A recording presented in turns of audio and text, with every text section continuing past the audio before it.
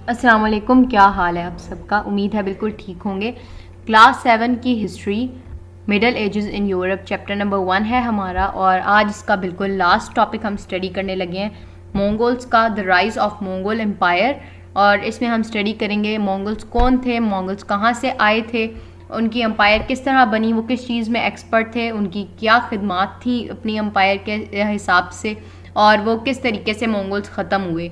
तो सबसे पहले तो मंगोल्स का अगर आप बैकग्राउंड जानते हो या किसी ने स्टडी किया हो, तो मंगोल्स बेसिकली ओरिजिनेटेड लोग थे एशिया के, ईस्ट एशिया के ये लोग थे, और अभी भी ईस्ट एशिया में मंगोल्स रहते हैं। मंगोल एथनिसिटी जो है, मंगोल नस्ल जो है, वो अभी भी इन इलाकों में रहती है, ताइवान में, चाइना में, मंगोलिया में। इसके अलावा पूरी दुनिया में फैले हुए हैं, लेकिन इनके मेन इलाके ये हैं, और यही इनके बैकग्राउंड के हिस्टोरिकल इलाके भी यही थे जहाँ से ये ओरिजिनेट हुए। इसके अलावा मंगोल्स जो हैं वो हिस्टोरिकली एक इंतहाई बदतहजीब, इंतहाई जंगली किस्म की नेशन थे, इंतहाई जंगली कौम थी, लेकिन इंतहाई वेल प्लान्ड इनके मिलिट्री प्लान्स जो थे वो बहुत वेल प्लान्ड होते थे। ये समझदार बहुत ज़्यादा थे, बहुत ज़्यादा टैक्टिक्स बहुत ज़्यादा यूज़ करते थे, बहुत ज़्यादा वेल कोऑर्डिनेटेड लोग थे मंगोल्स। इनका जो स्टेटस था, इनका जो जंग का तरीका था, इनकी जो मिलिट्री टेक्निक्स थी ना, वो अपनी ज़ात में एक थी। इनकी मिलिट्री टैक्टिक्स को कोई और चैलेंज नहीं कर सकता था। ये इतने ज़्यादा स्ट्रॉन्ग थे मिलिट्री में, इनका दिमाग इतना चलता था टेक्नोलॉजी में। लेकिन इसके अलावा सोशली ये लोग बहुत ज़्यादा बदतहजीब लोग थे। लेकिन इनके अंदर एक चीज़ बहुत ज़्यादा थी कि मंगोल्स रिलीजन पे किसी को भी फोकस नहीं करते थे, ज़ोर ज़बरदस्ती फोर्स नहीं किया करते थे। जिस तरह आपने बाइजेंटीन एम्पायर के बारे में पढ़ा, जैसे वो क्रिश्चियनिटी को अपनी फाउंडेशन बनाकर चल रहे थे, या पोप को उन्होंने पूरी जो सोसाइटी थी उसका हाई लेवल दिया हुआ था। मंगोल्स में ऐसी कोई चीज़ नहीं थी। मंगोल्स, ये शायद आपकी बुक में नहीं लिखा हुआ, लेकिन मैं आपको नॉलेज के लिए बता रही हूँ कि मंगोल्स का ये सीन था कि वो सोशली किसी के ऊपर भी अपना रिलीजन इन्फोर्स नहीं किया करते थे। मंगोल्स ने ये किया कि वो जिस जगह पे जाते थे वहाँ तबाही और खून वगैरह तो लेके आते ही थे, क्योंकि ये जंगजू बहुत ज़बरदस्त किस्म के थे। लेकिन वहाँ पे इनका जो एक था कि वहाँ पर इलाके का जो कल्चर था, वहाँ इस इलाके में जो भी तालीम थी या जो भी रिलीजन था, उसके ऊपर कोई ख़ास कट ऑफ नहीं किया जाता था, वो उसी तरह कॉन्टीन्यूड रहता था। और बहुत से मुस्लिम साइंटिस्ट्स ने भी मंगोल एम्पायर के अंदर काम किया है और अपनी खिदमात नॉलेज के सिलसिले में पेश की हैं। अब हम पढ़ते हैं राइज ऑफ मंगोल एम्पायर। आपकी बुक से आगे बुक में क्या लिखा हुआ है। As Europe lived through the Middle Ages, the world witnessed the rise of the Mongols in Asia. Middle Ages आपने पढ़ा है पिछले में बार बार के जब जो यूरोप था, पुराने यूरोप की जो बातें थी वो ख़त्म हो रही थी, और नया यूरोप जो था वो जन्म ले रहा था, जिसमें डिफरेंट कल्चर्स भी मिक्सड अप हुए थे, और जिसमें क्रिश्चियनिटी इतनी स्ट्रॉन्ग बेस नहीं रही थी। वो थी मिडल एजेस। जब यूरोप मिडल एजेस से गुजर रहा था, तो बाकी दुनिया में क्या हो रहा था। अभी तक हमने सिर्फ मिडल एजेस में पढ़ा था, यूरोप के बारे में हमने खास जो यूरोप का कॉन्टिनेंट है उसके बारे में स्टडी किया। लेकिन जब यूरोप में ये सब कुछ चल रहा था, तो बाकी के जो कॉन्टिनेंट थे, एशिया एक बहुत बड़ा कॉन्टिनेंट है, वहाँ पे क्या चल रहा था, वहाँ पे मंगोल्स नाम की कौम जो थी वो सर उठा रही थी। Indeed, the Mongol conquests between the early 13th and mid 14th centuries dominated world history. Early 13th और मिड 14th सेंचुरीज़ जो हैं, ये बहुत ही ज़बरदस्त किस्म की जो हैं सेंचुरीज़ हैं। ये दो सेंचुरीज़ बहुत इंपॉर्टेंट हैं। इसके अंदर बहुत ज़्यादा जंगें हुई, बहुत ज़्यादा ट्रेजिडीज़ भी इन दोनों सेंचुरीज़, इन दोनों सदियों में बहुत ज़्यादा दुनिया ने चेंजिंग्स देखी थी। इसमें मुसलमानों की एक सल्तनत थी, सेल्जुक सल्तनत। ये आपने सेल्जुक के बारे में सुना होगा। वो सल्तनत अपने इख्तिताम पे आती थी। मंगोल्स एशिया से वो सल्तनत काबू कर रहे थे, नंबर 1। नंबर 2 पे ममलूक, इजिप्ट की साइड पे ममलूकों की एक सल्तनत थी, मुस्लिम सल्तनत, वो बहुत ज़ोर पकड़ी थी। नंबर 3 यहाँ पे यूरोप पूरा गिर रहा था, पूरा रोमन एम्पायर, बाइजेंटीन एम्पायर जो थी वो कोलैप्स हो रही थी, गिर रही थी। इसके अलावा जो सबसे बड़ी बात चल रही थी कि ब्लैक यूरोप में प्लेग नाम की एक ताउन की बीमारी फैलना शुरू हो गई थी। और इन सारी जंगों में इस वक्त बहुत सी जंगें चल रही थी बहुत। और मज़ीद मज़े की बात कि जो ऑटोमन एम्पायर थी उसका भी आगाज़ हो रहा था इन्हीं दोनों सेंचुरीज़ के स्टार्ट में, वो भी अपनी शुरू में थी। तो पूरी दुनिया एक तरीके से जंग के दहाने पे थी, और दूसरी तरफ यूरोप में जो बीमारी फैल रही थी ताउन की, वो बहुत ख़तरनाक थी। तो इस सारी बीमारी और इन सारी जगहों में तकरीबन 45 मिलियन लोग जो थे वो दुनिया से मर चुके थे, इस सारे जो भी प्रोसेस चल रहा था इन दोनों सदियों में। Mongols were a nomadic warring people from central Asia. Central Asia के ये लोग थे, खाना बदोश लोग थे, यानी इनका कोई एक ठिकाना नहीं था, ये एक जगह से दूसरी जगह, दूसरी जगह से तीसरी जगह जाने वाले जंगजू लोग थे। वॉरिंग पीपल जंगजू लोग थे। Mongol era is best known for its overwhelming military power, और ये लोग अपनी जो जंगजू या अस्करी ताकत थी उसकी वजह से बहुत ज़्यादा मशहूर थे। Genghis Khan had conquered much of Central Asia by 1127 AD। 1127 AD तक उसने बहुत ज़्यादा एशिया के इलाके काबू करना शुरू कर दिए थे चेंगिस खान ने।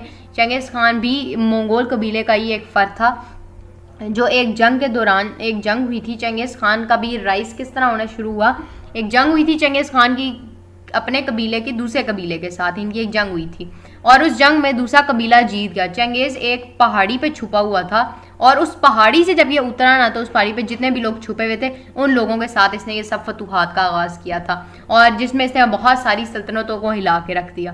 As a moved south into control of the Persia, एक तरफ तो ये पर्शियन एम्पायर पे धावे बोल रहे थे।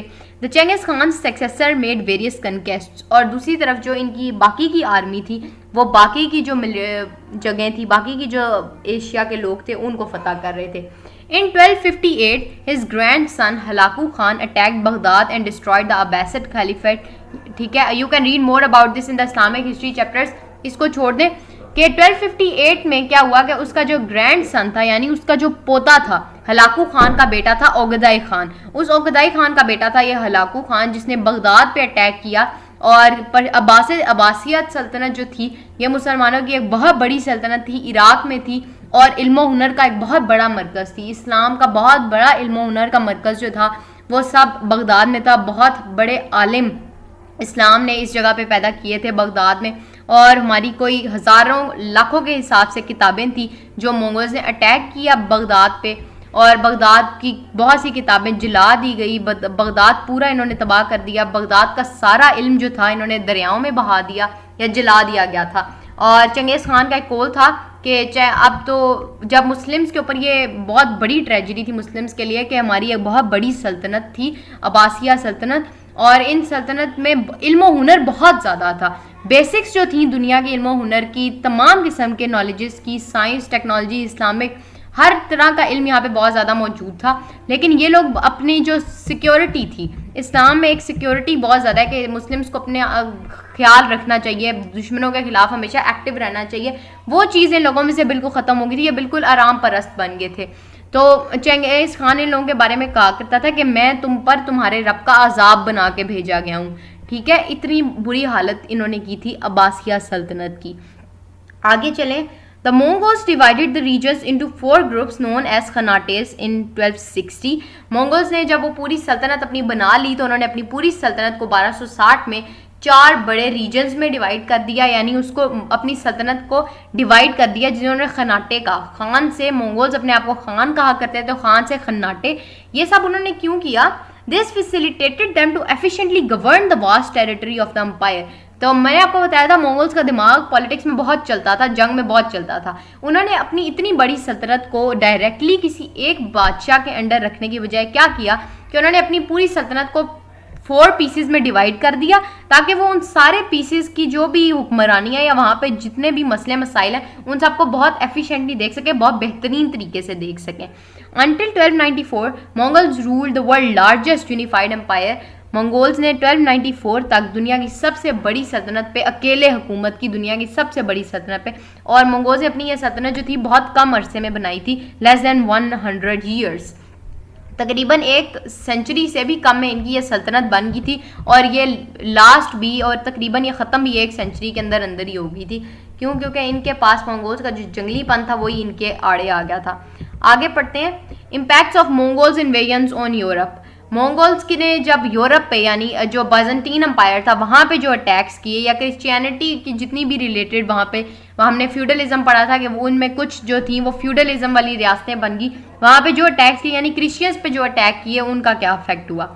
After establishing their rule, the Mongols allowed the people to retain their local institutions and cultures. Mongols की मैंने आपको पहले बताया था कि ये लोग सोशली इस टाइप के नहीं थे कि जिस जगह पे जाते थे वहाँ पे अपना रिलीजन या कल्चर इन्फोर्स करें। ये उस जगह को फतह करते थे, वहाँ पे लोगों को डराने के लिए, लोगों को अपनी हुक्मरानी कबूल करवाने के लिए वहाँ पे बहुत ज़्यादा कत्लो गारत किया करते थे जंग जीत जाने के बाद भी। तो लेकिन ये वहाँ का जो कल्चर था या वहाँ का जो भी इल्म अमल का जो भी तरीका था उसको कायम रहने देते थे। Catholic Christian church of western Europe maintained control of their territory, कि कैथोलिक क्रिश्चियंस जो थे वेस्टर्न यूरोप के, उन्होंने इसी तरह अपनी जो टेरिटरी तक थी उसका कंट्रोल दे दिया, लेकिन वो डायरेक्टली अब मंगोल एम्पायर को टैक्स वगैरह पे करते थे, लेकिन वो खुद मुख्तार नहीं रहे अब। Mongol network greatly facilitated travel and communication between Asia and Europe. Mongols ने वहाँ पे क्या अच्छा काम कराया, उन्होंने वहाँ पे ट्रेवल यानी वहाँ पे आने जाने की फैसिलिटीज़ बढ़वाई, कम्युनिकेशन की फैसिलिटीज़ बढ़वाई एशिया और यूरोप के दरमियान। During the Mongol era, travelers such as Marco Polo brought back information about China and provided access to Chinese technologies such as coal for energy, money printing and explosive powder, astronomy, medicine and mathematics। कि Mongol era में क्या हुआ, Marco Polo कौन था? Marco पोलो एक Italian जो था, वो सियाह था, एक इटालियन ताजिर था जो पूरी दुनिया में तिजारत करता था और वापस आता था और जाता था। तो मार्को पोलो जो था उसने क्या किया, मंगोल इरा में वो चाइना गया और चाइना से वापसी पर वहाँ पे जो चाइना में चाइनीज़ बहुत ज़्यादा इनोवेटिव कौम है हमेशा से ही। वहाँ पे चाइनीज़ जो चीज़ों को जिस तरीके से इस्तेमाल कर रहे थे वो वहाँ से वो चीज़ें सीख के आता था और बाकी जो मंगोल एम्पायर थी अपनी वहाँ पर आके लोगों को भी ये चीज़ें सिखाता था। और कौन कौन सी टेक्नोलॉजी उसने वहाँ पे सीखी थी?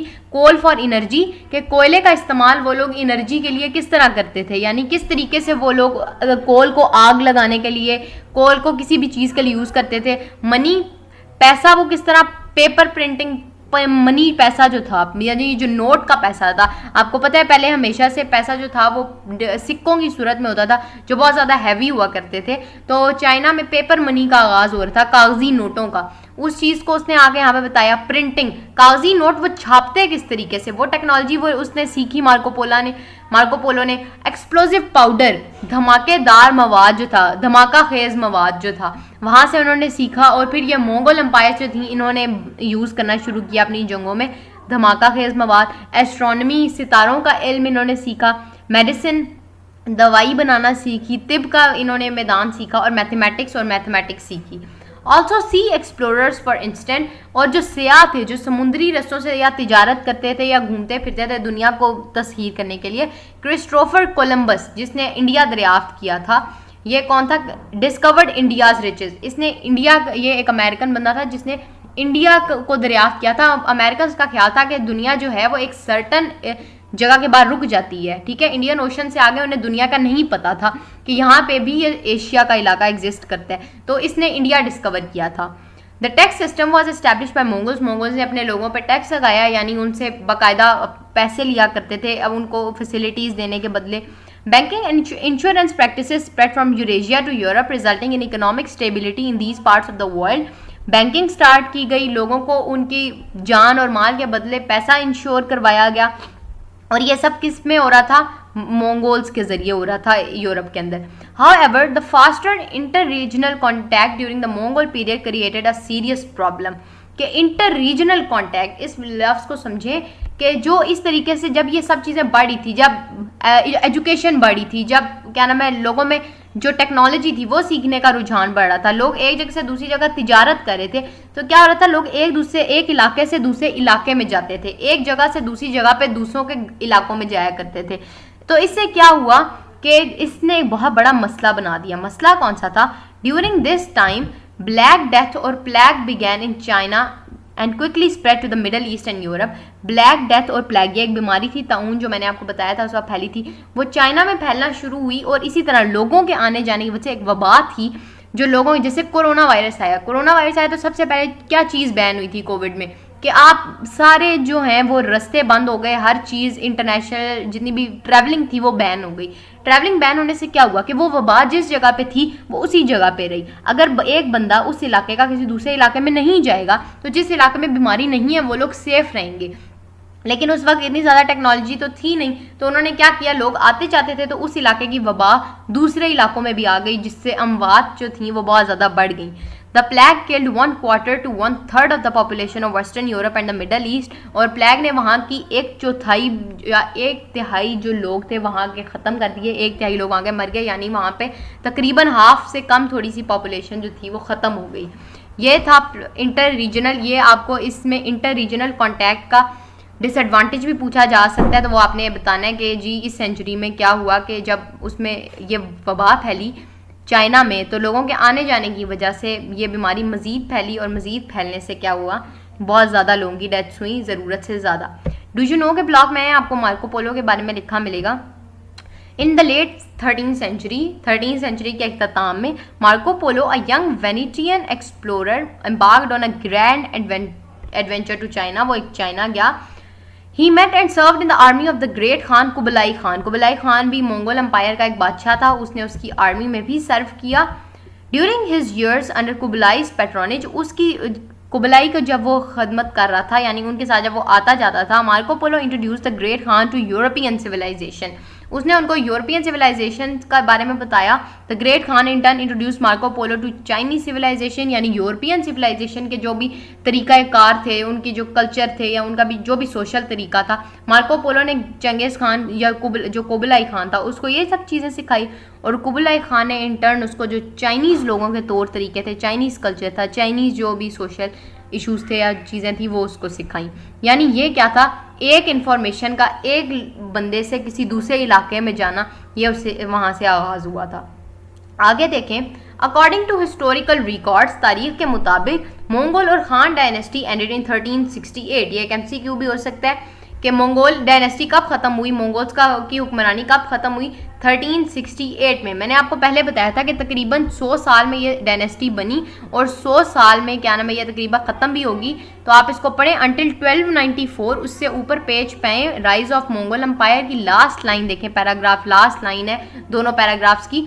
Until 1294 the Mongols rule the world's largest unified empire, के उन्होंने ये बनाई कब थी, 1258। His grandson Hulagu Khan attacked Baghdad, और उससे भी ऊपर जाए तो आपको 1127 मिल जाएगा AD। वहाँ पे इन्होंने फतह करना शुरू किया था। और अब लास्ट लाइन देखें, 1294 तक मंगोल्स ने लार्जेस्ट यूनिफाइड एम्पायर पे क्या किया, हुकूमत की। और ख़त्म कब हुई, 1368 के, यानी तकरीबन जब वो हुकूमत कर रहे थे, अपनी हुकूमत के दौरान वो लोग इस तरह के आपस के झगड़ों में पड़ गए कि उनकी सल्तनत मज़ीद आगे चल नहीं सकी। ठीक है, इतनी कम अरसे में ये सल्तनत जो थी वो टूट गई। Mongol empire ceased to expand and began to decline after the death of Kublai Khan. Kublai Khan के मरने के बाद उनकी रियासत ने फैलना छोड़ दिया, यानी उन लोगों ने मज़ीद इलाके फ़तह करना छोड़ दिए, और जो उनकी जो सल्तनत थी बनी हुई वो डिक्लाइन कर गई, ख़त्म हो गई, जवाल पजीर हो गई।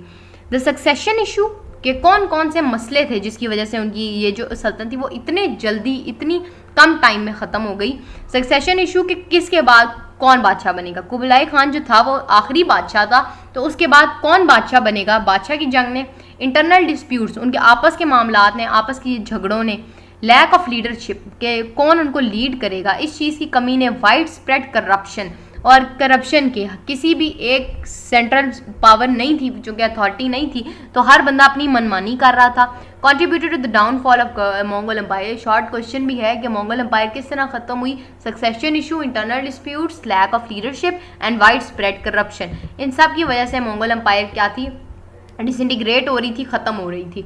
इन the end khanates were defeated by external enemies and disintegrated, कि मंगोल एम्पायर का जो सेंट्रल अथॉरिटी थी कुबलाई खान के अंदर वो तो ख़त्म हो चुकी थी, लेकिन जो चार हमने पढ़े थे कि उन्होंने अपनी जो भी सल्तनत थी उसको खनाटे में डिवाइड कर दिया, खनाटेज खैनट्स में। अब वो जो खैनट्स थे वो कैसे ख़त्म हुए थे कि अब सेंट्रल अथॉरिटी ख़त्म होने के बाद वो जो खनाटों पे अपनी अपनी ज़ाती हुकूमत चल रही थी, अब उनको क्या किया, बाहर के दुश्मनों ने, बाहर के लोगों ने आके अटैक्स किए, उनको ख़त्म कर दिया। Nonetheless, the Mongol Empire, particularly in terms of technology exchange, has continued to have an impact on the world. लेकिन उनके जो टेक्नोलॉजी की रिलेटेड चीज़ें थी वो आज भी दुनिया में लोग इसी तरह सुनते हैं, उनको लोगों को आज भी इसी तरीके से उन चीज़ों के बारे में पता है। ठीक है, और नीचे आप फैक्ट्स टू रिमेंबर देखें। Mamluk dynasty of Egypt defeated Mongols in the battle of Ain Jalut in 1260।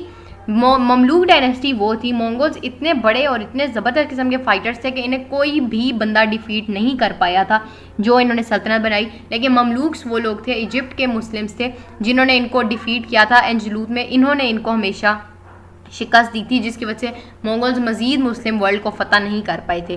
Mongols could not advance further in the Muslim world, वही बात कि वो मजीद मुस्लिम वर्ल्ड फतह नहीं कर पाए।